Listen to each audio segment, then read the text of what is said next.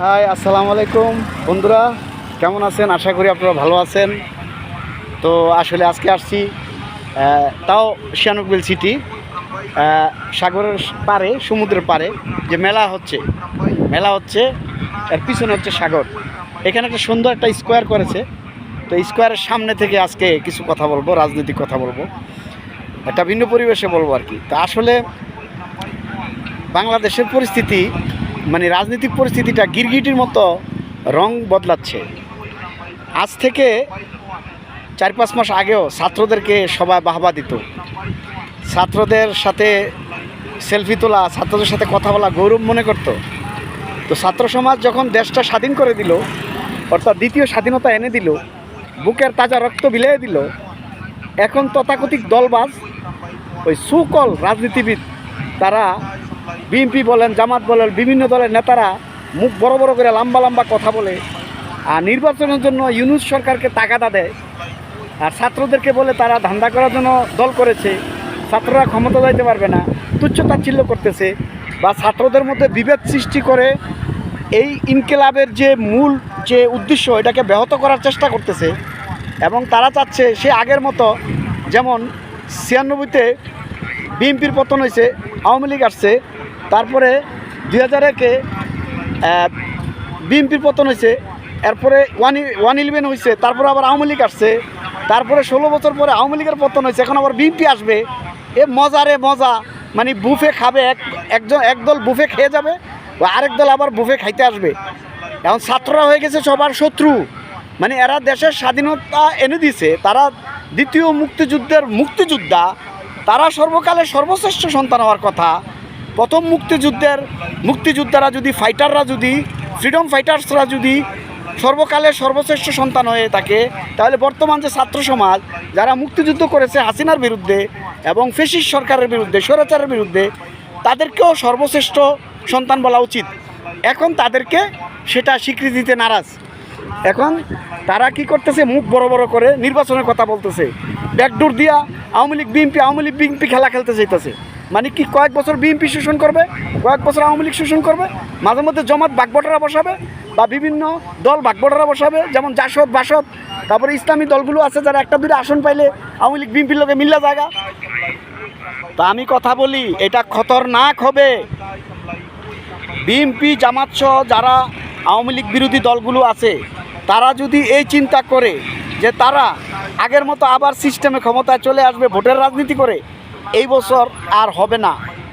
আর বাংলাদেশকে সংস্কার করার আগে, প্রশাসন ঠিক করার আগে, আমাদের সর্বক্ষেত্রে যেই ধ্বংসলীলা, যে আগুন লাগিয়ে যেভাবে তছতছ করে গেছে আওয়ামী লীগ, সেই ক্ষতগুলো শুকিয়ে দেশটাকে সুস্থ সবল করার আগে যদি কেউ নির্বাচন দিতে চায়, সে হচ্ছে মীর জাফর। যেমন নবাব সিরাজউদ্দৌলার বিরুদ্ধে পিছন থেকে শত্রুতা করেছে, ঠিক আজকে যারা নির্বাচন করে তারা হচ্ছে নবাব সিরাজউদ্দৌলার জন্য মীর জাফর যেমন ছিল, তারা হচ্ছে বর্তমান জাতির মীর জাফর। এবং তারা নিজেরা খুব বড় বড় কথা বলে যে আমরা বিচার করব, দেশ সংস্কার করব, ক্ষমতা আসলে করবে। ক্ষমতা আসলে তো আপনি নিজেই অবিচার শুরু করবেন, আপনার বিচারটা কে করবে? আপনি যখন ক্ষমতা ত্যাগ করে যাবেন, তখন তো আপনার অবস্থা হাসিনার মতো হবে। বিগত দিনে তো তাই হয়েছে। আমাদের দেশে কোন সরকারটা সুষ্ঠু মতো ক্ষমতা ছেড়ে সুষ্ঠু মতো সে রাজনীতি করতে পেরেছে? পারে নাই। কারণ সবাই রাজনীতিক স্বার্থে, ক্ষমতার স্বার্থে ক্ষমতায় রাজনীতি করে, ক্ষমতার জন্য রাজনীতি করে, জনগণের জন্য, দেশ সেবার জন্য রাজনীতি করে না। আজকে বিএনপির এখনও শিক্ষা হয় নাই। 16 বছর আওয়ামী লীগ বিএনপি জামাতের চামড়া তুলে নিছে, তারপরও তাদের শিক্ষা হয় নাই। তারা আবার খাল কেটে কুমির আনতে চায়। তারা যেভাবে নির্বাচন খেলা খেলতে চায়, দেখবেন আবার শেখ হাসিনার প্রত্যাবর্তন হবে, আবার দেখবেন আওয়ামী লীগের প্রত্যাবর্তন হবে। এই তাদের কারণে, কারণ তারা আওয়ামী লীগ এবং শেখ হাসিনার ফ্যাসিজমের বিচার না করে তারা যেভাবে নির্বাচন দিতে চায়, তার মানে খাল কেটে কুমির আনতে চায়। অর্থাৎ আওয়ামী লীগকে পুনর্বাসন করার যে বাসনা বা পুনর্বাসন করার যে উদ্যোগ, সেটা নিতে চায়। এবং আপনারা জানেন কি না জানি না, বিএনপির হাইকমান্ডের মধ্যে 3 থেকে 4 জন মির্জাফর রয়েছে। বিএনপির তারেক জিয়ারে যারা চালায়, তাদের মধ্যে আওয়ামী লীগের দালাল এজেন্ট রয়েছে। এবং স্বয়ং বিএনপির মহাসচিব ফখরুল ইসলাম আলমগীরের ব্যাপারেও সন্দেহ রয়েছে, কারণ তারা দেশপ্রেমিক না। তারা 16 বছর আওয়ামী লীগের একটা চুলও ছিঁড়তে পারে নাই। আর আজকে সেই ইনোসেন্ট, সেই নাবালক ছাত্র জনতা যেভাবে 71 রক্ত দিয়েছে, এবার তারা 2024 সালে জুলাই বিপ্লবে রক্ত দিল, আজকে তাদেরকে নিয়ে ঠাট্টা মস্করা করা হয়, তাদেরকে বলা হয় তোমরা ছ্যাংরা, ইনমিচিউড, তোমরা মেচিউড না, তোমরা কীভাবে দেশ চালাইবা, তোমরা বুঝো না। এখনকার যুগ টেকনোলজির যুগ, এখনকার জ্ঞান হচ্ছে পৃথিবীতে কোনো ব্যক্তি নাই বা কোনো সীমা নাই, এখনকার স্যাটেলাইটের যুগ, এখনকার বয়সের কোনো সমস্যা না, এখন হচ্ছে জ্ঞানের সমস্যা। সেই পাকনা, চুল পাকা, দাড়ি পাকা, পাকনা বুড়ারা হইল শয়তানের হাড্ডি, তারা আজকে 50 বছরের দেশটাকে এই জায়গায় নিয়ে আসছে। কিন্তু তরুণরা যখনই দেশটা সংস্কার করার পক্ষে রক্ত দিল এবং নতুন করে দল গঠন করে দেশ সংস্কার করে নির্বাচন চাইলো, সেই বালপাকনা বুড়ারা বলে তারা নাকি বাচ্চা, তারা নাকি বোঝে না। তো সাবধান করে দিচ্ছি, আপনাদের পরিণতি শেখ হাসিনা বা আওয়ামী লীগের চেয়ে ভয়াবহ হবে। শেখ হাসিনা এবং আওয়ামী লীগ তো ভারতে পালানোর একটা সুযোগ পাইছে, কারণ ভারত তাদের বন্ধু, সবসময় তাদেরকে ওয়েলকাম করার জন্য ভারত প্রস্তুত ছিল।